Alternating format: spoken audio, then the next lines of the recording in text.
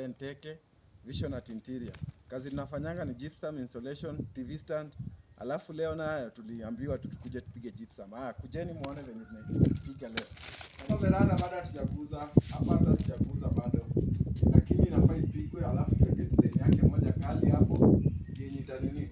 Mkumbuke kazi yenye ninafanya, tunatumia strip light kwa kazi yetu most of the time. Karibuni ndani, karibuni. Sasa hapa ndio kwenyewe. Hapa ni pale sitting room.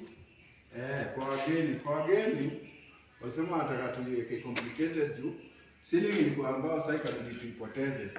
Design yenye tumemwekea ni nini? Though hapa tumeacha kwa sababu ya zile curtain brackets zetu baada zinakuja, that's why this area bado haijaguzwa hata kidogo. Lakini pande hii ishapigwa ceiling yake, inangoja steaming, alafu zile strip lights zetu ndio ndazinstall hapo, zitatokea safi sana.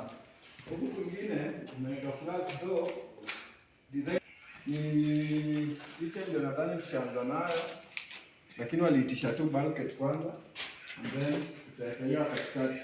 Hii tumeiweka hivi simple kwa sababu tuko na ile kitu inaitwa strip light ile aluminium profile.